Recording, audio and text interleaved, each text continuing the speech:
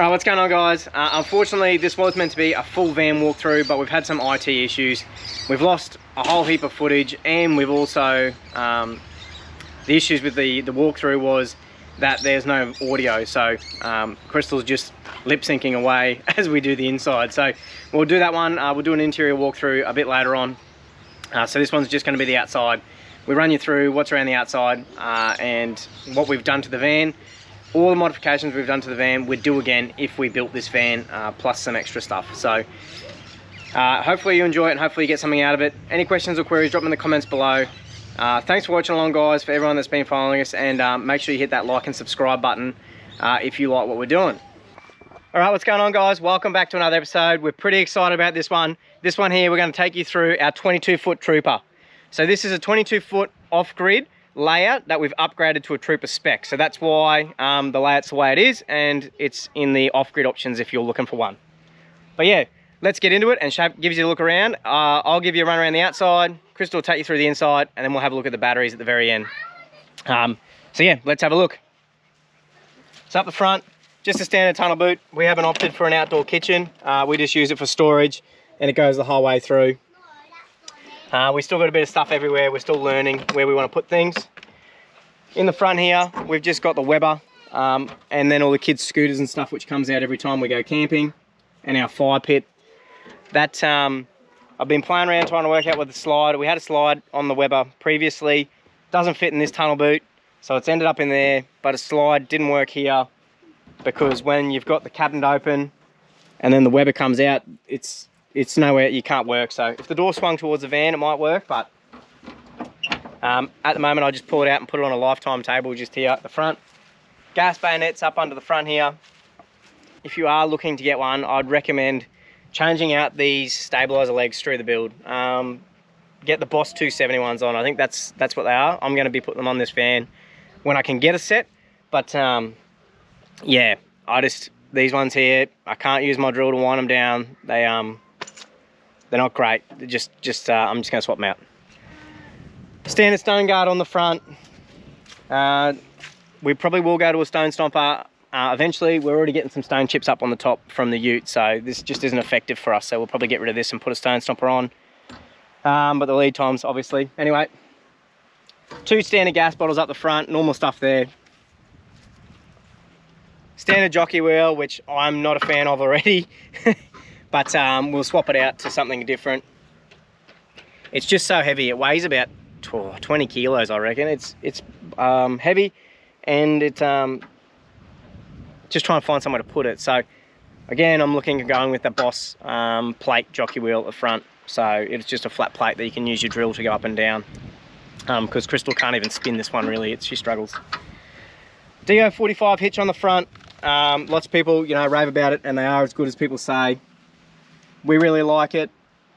It's a 45 because obviously this is a 4-ton payload capacity.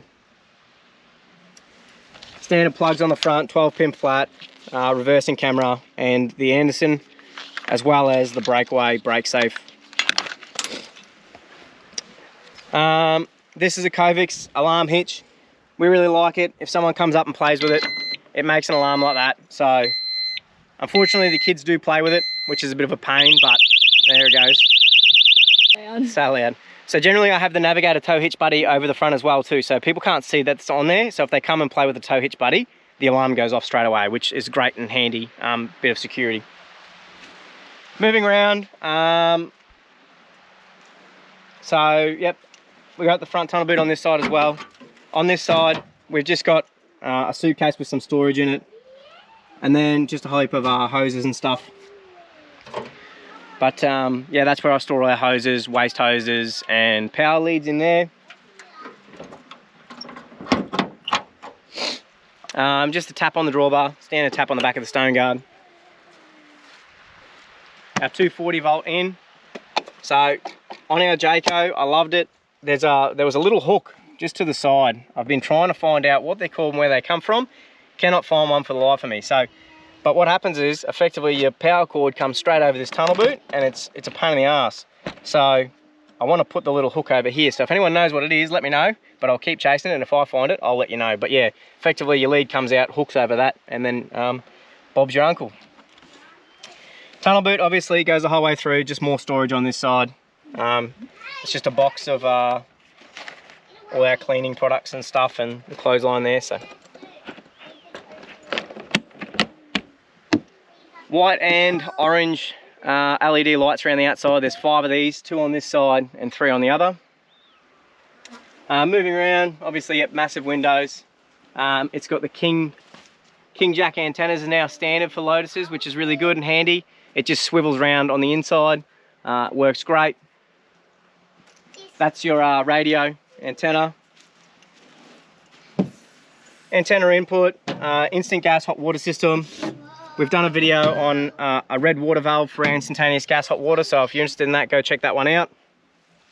This is the brake booster for the hydraulic brakes, just in there. But yeah, that's what that looks like.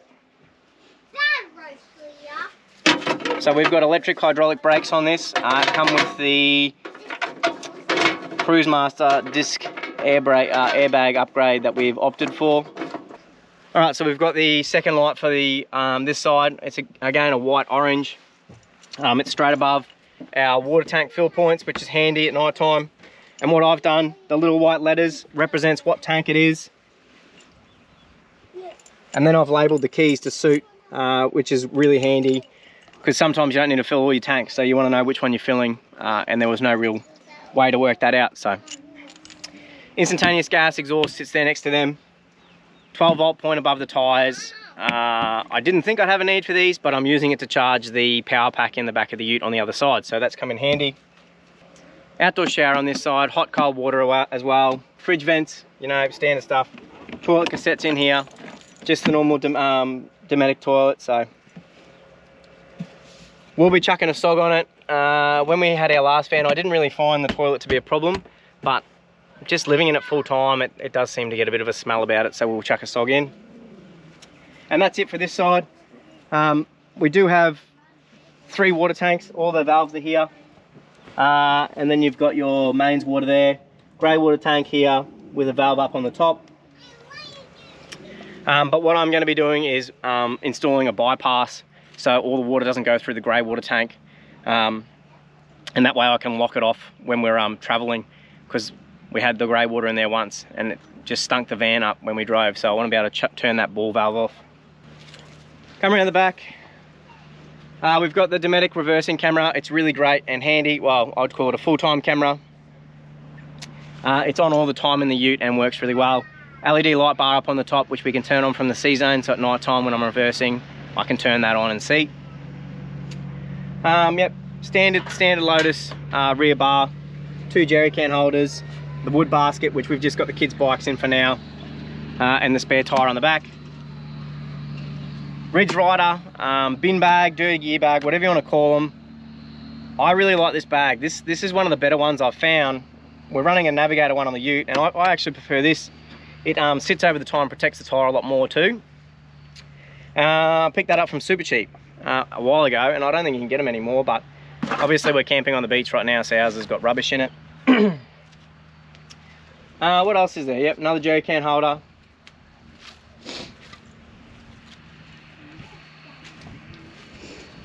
So moving around, this is that Dometic. I'm not sure how many feet it is. I think it's like an 18-foot awning. So when we upgraded this is an extended awning that we paid to upgrade through Lotus. And it comes with a center rafter as part of the upgrade too. So you get 1 center rafter. I am using the Explore awning anti-flappers. I don't recommend them. If you go, Crystal might be able to go out there and show you. It actually puts a curve in the bar. If you stand at the front here.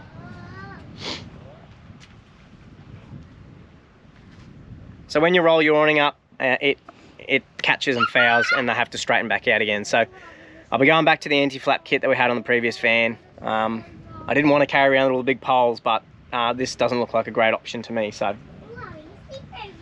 moving around, we got the under bunk storage here. So this is where our main storage is for this van, and then we've just got a whole heap of stuff in here still.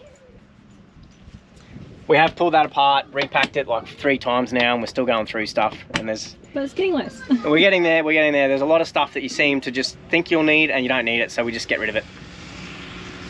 We opted on a second tray table, so we've got 2 tray tables. One here at the front, at the back, which we put all our drinks and stuff on normally, and then one at the front, which I use for cooking. They also have a little light in on the right hand side to turn on and off, and there's an LED strip that comes on above the top. 2 40-volt points above them as well. 3 lights across the top, all standard. So all the lighting on this van's standard. We haven't added any extra lighting.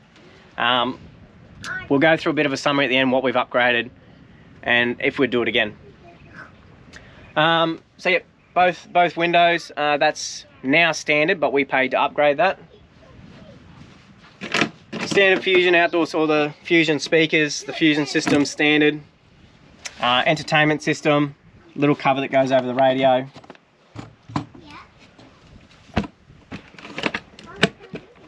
Then we've got the airbags here. This is a great addition. I do love it. I don't think we'd be able to go back to not having airbags now. Just the ability to level the caravan when you're on the beach, it's been great. So anywhere we camp, you know, we have been able to level it out with no dramas. All right, so we'll give you a rundown of how the bags work. I'm probably going to try and switch mine around just because my head, the one on the front should be the left bag, the one at the rear should be the right, and every time I try and do it, I mix them up. So, but ours, the one at the right, the front does the right, and the one at the back does the left. And yeah, it's just simple. You just got a little digital readout and you just pump them up and down.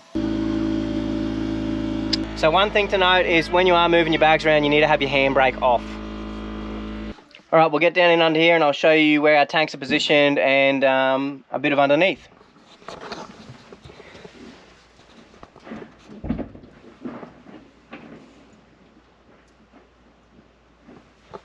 So under the back here, this is just an empty slot where we could possibly put another tank if we want. Our grey water tank sits here, and this is our rear water tank. Lotus have not used any of the space in between the axles for any weight distribution, which I was surprised with, but I'd say it's because the suspension won't allow it. So you can see we only got one water tank at the back. And we come up the front, so here's our fresh drinking water tank right at the front here. Then we've got our 2 95 litre tanks there as well. So that's why I've labelled them. So this is drinking, front, middle, and then rear. And that's why, if you watched the previous video, whenever we're off grid, what we do is we use the front tank first, then the rear tank, then the middle tank, because sort of that helps keep that weight distribution across the back. And obviously the freshwater tank at the front's always full too. So front tank helps lighten that drawbar weight a little bit first, and then use the rear tank, and then yeah, the middle tank. So we've been away for what, 4 days on the beach now, and we've still got over half a tank left, so we could probably stay here for another day easy. And that's showering every day. And the kids have had a shower every day, so.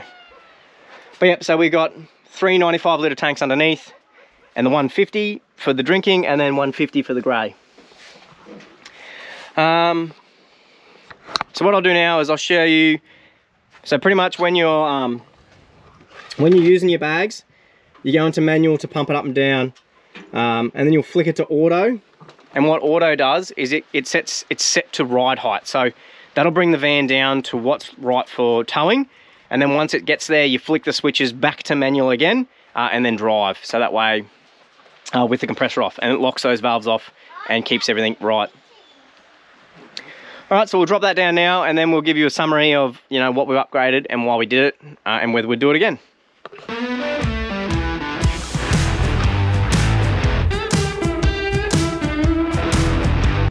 So that's a bit of a video on how the bags work underneath. I've leveled it back up because we're still doing some stuff inside, but yeah, so what we've upgraded, Crystal's gone inside doing the dishes.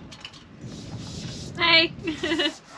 So things that we upgraded on this van that weren't standard. So we got the bigger awning, obviously, and that comes with the center cradle and the center rafter. We added an extra tray table here on the back. The kids' bunk windows, we upgraded them to be this size, but that's now standard, I believe. We upgraded the Monster Power Pack. We did the gas hot water system. What else did we do, Crystal? We did the front window. We upgraded the DO45 hitch with the payload upgrade and the chains. ATX disc brakes and airbag suspension. What else was there? Do we not have any gas? Oh, I just need to turn the bottle over. Oh, the bottle's turned off.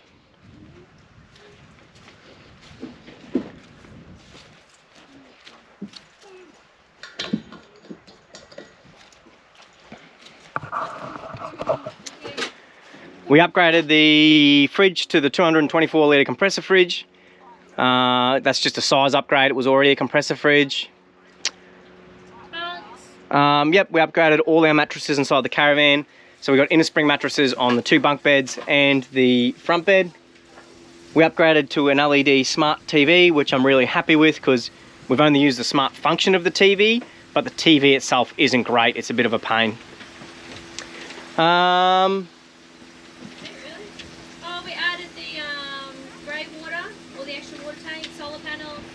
We added an extra water tank underneath, so it only comes with 2 as standard. And we added the third 95 litre tank. And we did the Trooper spec upgrade, obviously. Extra Sirocco fans, so the caravan come with 1 as standard, so we added 3 extras, 1 extra to the main bed and 2 to the bunks. And that's it, I think.